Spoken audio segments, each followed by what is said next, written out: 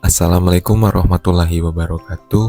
Perkenalkan, nama saya Muhammad Abel Ardiansyah dengan NPM C1C023082 dari kelompok 1. Pada kesempatan kali ini saya akan menjelaskan materi yaitu tentang imbalan kerja.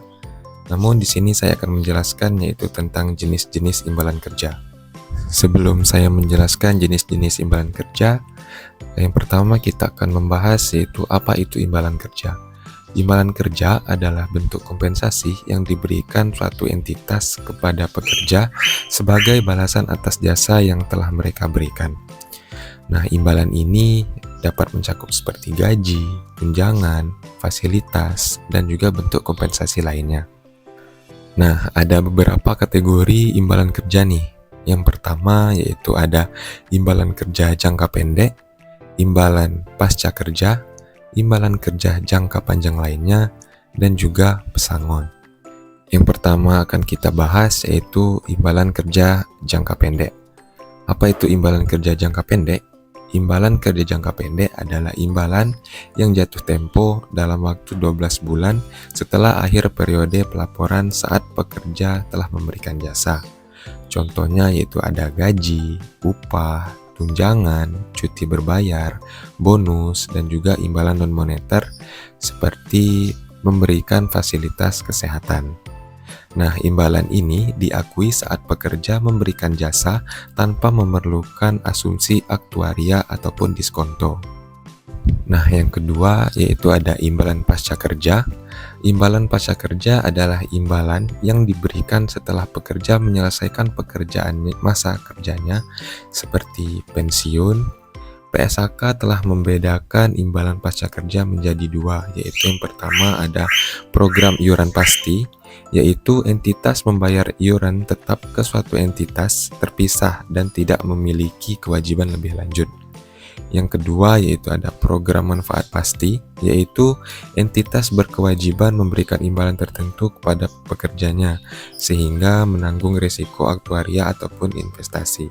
Lalu lanjut yang ketiga yaitu imbalan kerja jangka panjang lainnya, yaitu imbalan yang tidak termasuk dalam imbalan jangka pendek, pasca kerja ataupun pesangon, dan jatuh temponya lebih dari 12 bulan setelah periode pelaporan. Contohnya yaitu cuti panjang, penghargaan masa kerja, dan juga bonus jangka panjang. Pengakuan dan pengukurannya memerlukan perhitungan aktuaria dan diskonto. Kemudian yang keempat atau yang terakhir yaitu ada pesangon. Pesangon adalah imbalan yang diberikan sebagai kompensasi atas pemutusan hubungan kerja sebelum usia pensiun normal atau ketika pekerja menerima tawaran mengundurkan diri secara sukarela. Pengakuan pesangon ini terjadi saat entitas tidak dapat lagi menarik tawaran pemutusan kontrak atau saat entitas mengakui biaya restrukturisasi. Baiklah, di sini saya akan menjelaskan materi mengenai program iuran pasti dengan program imbalan pasti. Program iuran pasti merupakan bentuk imbalan pasca kerja di mana pemberi kerja menyetorkan iuran tetap ke dalam suatu entitas dan dana pensiun yang terpisah.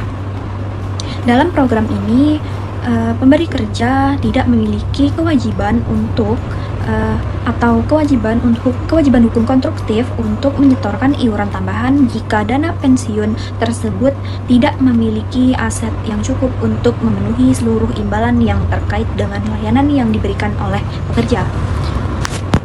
Dan dalam program ini, kewajiban hukum dan konstruktif yang dimiliki pemberi kerja terbatas pada jumlah iuran yang telah disepakati. Pemberi kerja tidak menentukan manfaat pensiun yang akan diterima oleh pekerja. Imbalan pasca kerja yang akan dibayarkan di masa depan tergantung pada total akumulasi iuran serta hasil pengembangan dari iuran tersebut. Akibatnya, resiko aktuarial dan resiko investasi yang menjadi tanggung jawab pekerja.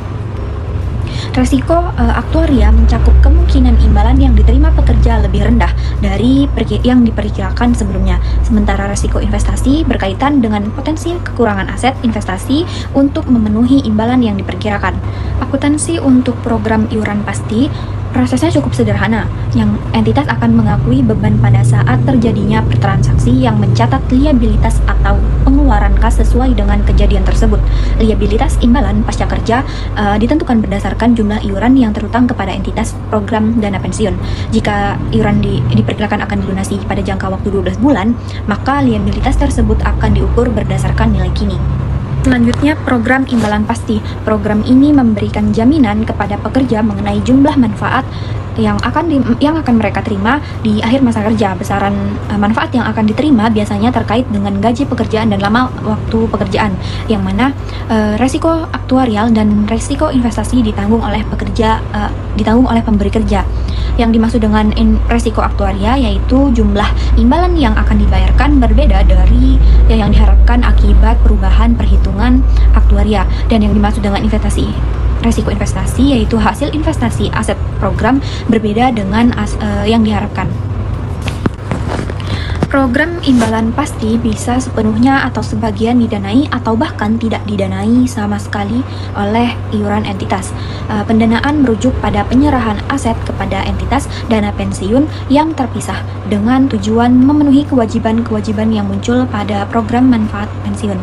Program pasca kerja dianggap didanai jika entitas menyisihkan dana untuk manfaat pensiun di masa mendatang melalui pembayaran kepada agen pendanaan seperti wali amanat, bank atau bank asuransi, dan program yang didanai akan menghasilkan liabilitas imbalan pasti serta aset program. Sementara itu, program pasca kerja dikategorikan sebagai tidak didanai jika kewajiban pembayaran manfaat pensiun dilaksanakan tanpa membentuk dana terpisah. Oke, baiklah, untuk materi selanjutnya terkait dengan penyajian dan pengungkapan.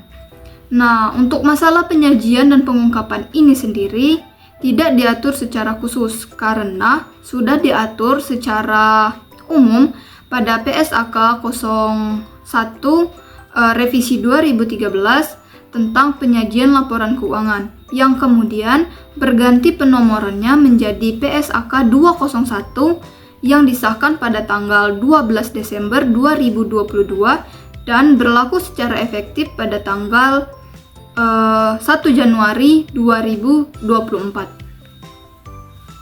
Berikut membahas penyajian dan pengungkapan khusus untuk program kerja imbalan pasti. Yang pertama yaitu penyajian. Nah, untuk penyajiannya itu sendiri dibedakan atau dibagi menjadi beberapa bagian.